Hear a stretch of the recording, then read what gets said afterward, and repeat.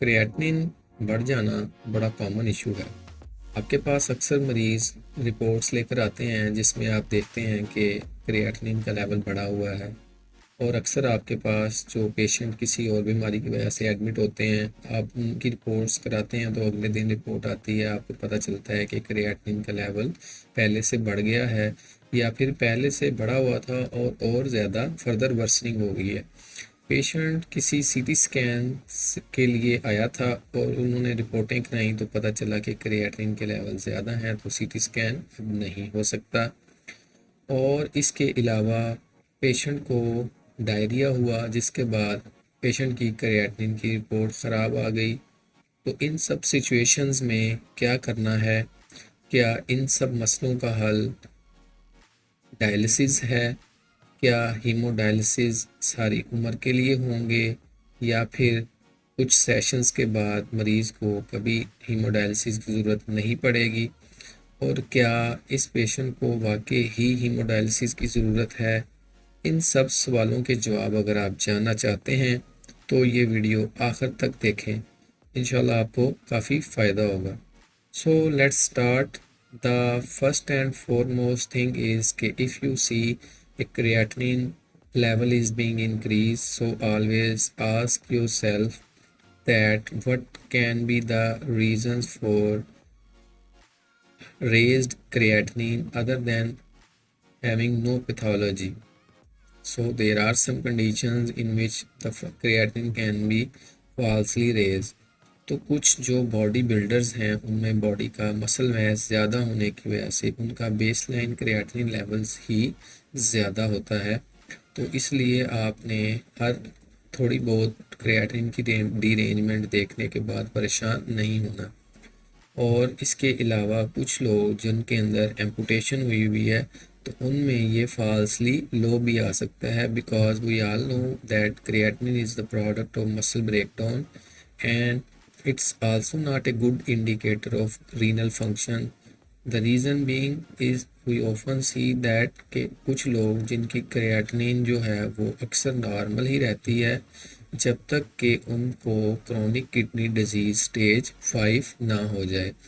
तो chronic kidney disease 3 और 4 तक जो है अक्सर पेशेंट्स की क्रिएटिनिन ख़राब ज़्यादा नहीं होती, क्योंकि अक्सर क्रिएटिनिन तब ख़राब होना शुरू होती है जब पेशेंट की जो नेफ्रॉन्स हैं वो तकरीबन 70 to 80% तक फंक्शन छोड़ जाते हैं।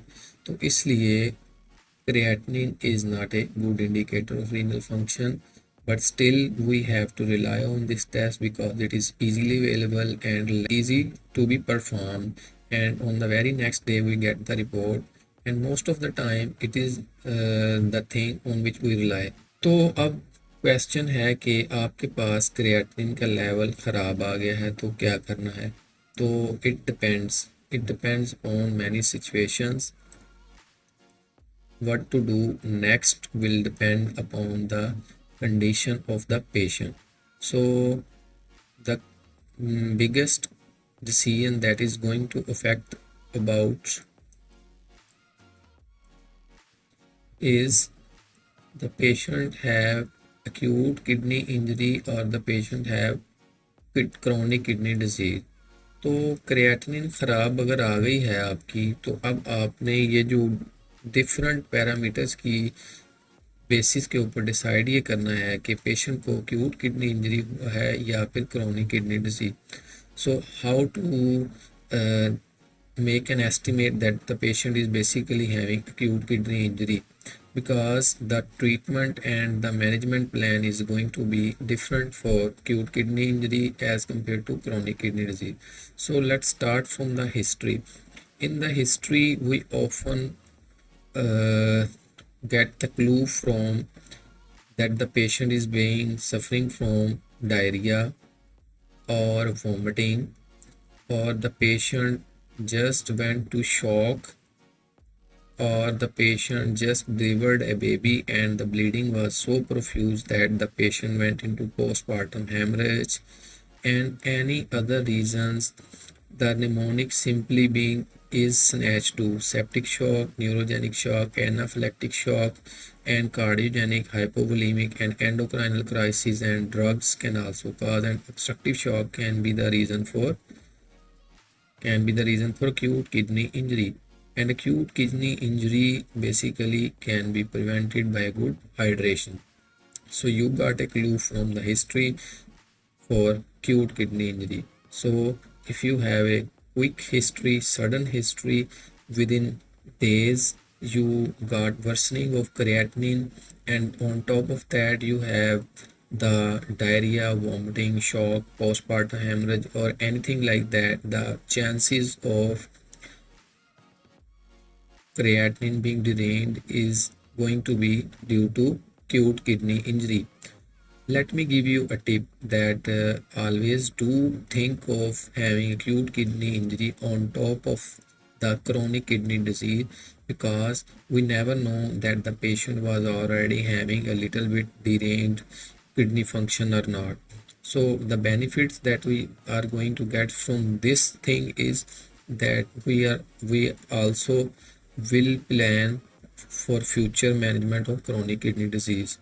So in the history, what are the features favoring for chronic kidney disease? So if the patient is old age, or you can say middle age, 50 to 55, and having the history of diabetes and hypertension, or the ischemic heart disease, or hyperlipidemias, or any glomerulonephritis, or the patient was having history of acute medication from long term, or using NSAIDs from long term, then you can have a clue about the chances of having chronic kidney disease as a cause of creatinine increment. So next on the line, if you go on the examination, there are some features that can suggest us that this patient's creatinine derangement is due to chronic kidney disease. What are those? You can have the features of diabetes mellitus as a feature of features suggesting that this is due to chronic kidney disease. So features of neuropathy, or you can say autonomic neuropathy, or microvascular diseases due to the diabetes mellitus can also hint us. Then high blood pressure on examination can give you a hint about cause of creatinine as CKD. And then fundoscopy can help us about CKD, and examination of eyes can also help us other than fundoscopy about the CKD. And other than this, on examination we are often not able to make a good assessment of chronic kidney. Then we come to the laboratory, and labs can help us a lot in deciding the patient is having AKI or CKD. So what are the features that can tell us that this patient is basically having chronic kidney disease or acute kidney injury?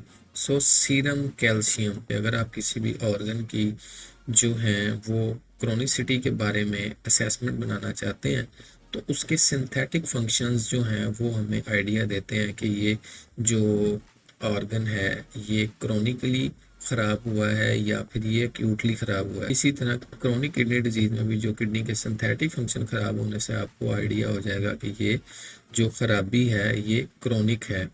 So serum calcium, serum phosphate, serum IPTH, then erythropoietin levels, iron studies.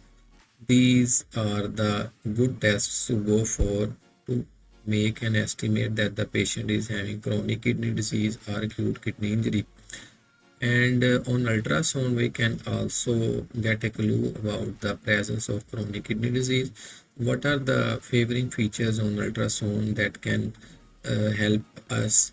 These are corticomedullary demarcation. Often they write it like see parenchymal changes of grade 1 or grade 2 or grade 3. एक चीज़ जो और important है जिससे आप acute kidney injury का जो है idea लगा सकते हैं on the basis of the labs, वो है कि अगर आपके पास यूरिया एंड क्रिएटिनिन की जो रेशो है वो मोर देन 20:1 की है, तो it means it also is favouring feature for acute kidney injury. For example, if creatinine is 3 and urea is 160, then this is more in the favor of acute kidney injury. And if there is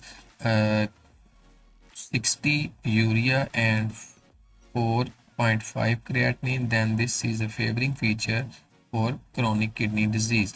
So also use this feature for getting clue. And now we have the history, we have the examination and labs favoring or negating the acute kidney injury or the chronic kidney disease. Now we know what to do.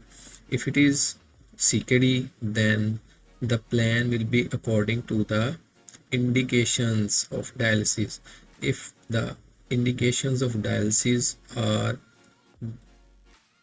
fulfilled, then you will be planning the dialysis, or otherwise the patient, if the patient is not having chronic kidney disease, then our sole management will be to correct the underlying cause of acute kidney injury.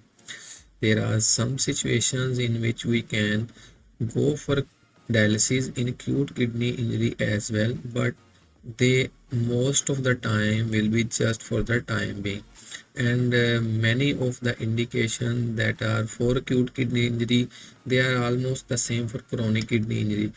The difference is going to be that after some sessions the patient's creatinine will be back to the normal, and without the dialysis patient will also have good urine output and will not again have deranged creatinine. So बाज़ का dialysis के कुछ sessions होने के बाद ही आप इस चीज़ को डिसाइड कर पाते हैं, क्योंकि कुछ ना कुछ जो cortical necrosis after the acute tubular necrosis हो चुकी होती है, तो कुछ लोग अगर प्रोलॉन्ग्ड एक्यूट किडनी इंजरी में रहें और टाइमली मैनेजमेंट ना हो सके तो वो फिर लाइफ लॉन्ग डायलिसिस सेशंस पर भी जा सकते हैं। तो अब हम अगर बात करें, so back to the first page that what to do next. So answer for is this is if the patient is having acute kidney injury, then the plan is different. If the patient is having chronic kidney disease, then the plan is different. If the patient is having chronic kidney disease, then according to the GFR, calculate the stage of chronic kidney disease. And if the patient is having stage 5, then if there are indications of dialysis, start the hemodialysis sessions, or the alternative word for this treatment is renal replacement therapy. हमने बात कर ली कि creatinine good indicator नहीं है, लेकिन फिर भी हमें इसे यूज़ करना पड़ता है क्योंकि इसके बहुत से एडवांटेजेस भी हैं। अब हम बात करेंगे कि डायलिसिस क्या लाइफ लॉन्ग होंगे, तो आपको पहले ही मिल गया इस सवाल का जवाब कि वो डिपेंड करेगा कि पेशेंट को किडनी डिजीज़ क्रॉनिक है या फिर एक्यूट किडनी इंजरी है। और अब बात है कि डायलिसिस की इंडिकेशंस क्या हैं। अच्छा, तो इंडिकेशन ऑफ डायलिसिस में हम बात करेंगे कि एक तो पैरामीटर है क्रिएटिनिन। क्रिएटिनिन अगर आपका डायबिटिक पेशेंट्स के अंदर 8 है तो आप सोचें कि डायलिसिस स्टार्ट कर देने चाहिए, या फिर नॉन डायबिटिक पेशेंट में 10 का कट ऑफ लिमिट भी कुछ जो हैं सेंटर्स उसे प्रेफर करते हैं। अब इसके बाद अगली एक जो इंडिकेशन है वो है पोटेशियम। लेकिन पोटेशियम के बारे में आपने याद रखना है कि hyperkalemia not responding to medication is the indication for dialysis.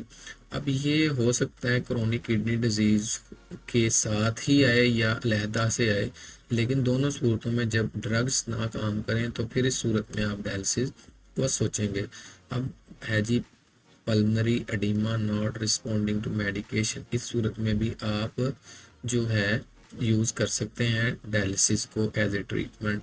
तो इसके बारे में आप ये भी कहते हैं कि फ्लूइड ओवरलोड या pulmonary oedema not responding to medication. अब इसके बाद जो है वो अनकंट्रोल्ड ब्लड प्रेशर जो है not responding to medication specially in patients of chronic kidney disease can also be a indication for haemodialysis.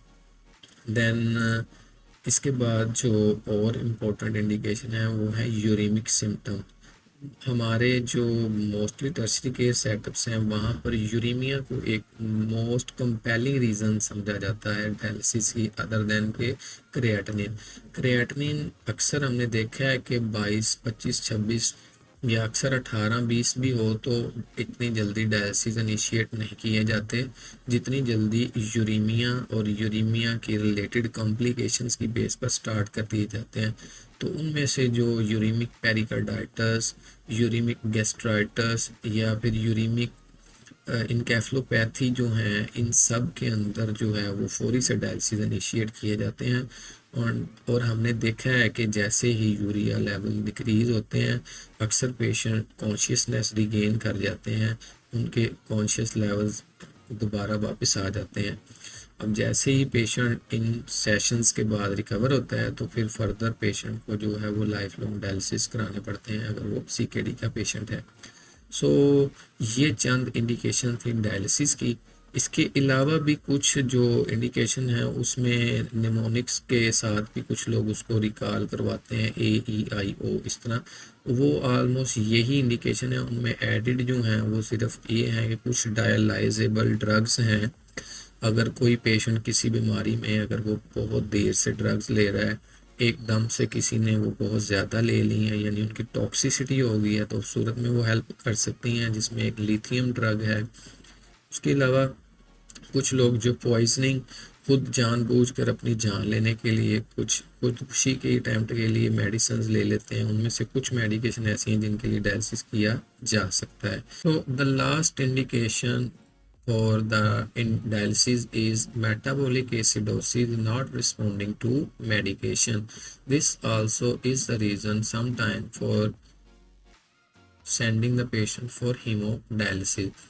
Usually haemodialysis का जो एक सेशन है वो 2 to 3 आवर्स लेता है। इसके भी कुछ पैरामीटर्स हैं और नेफ्रोलॉजिस्ट को ऑलवेज कंसल्ट करना चाहिए जब भी आप काफ़ी देर से डायलिसिस करवा रहे हों कि कितना फ्लूइड निकालना है और कितनी उसके रेट सेट करने हैं।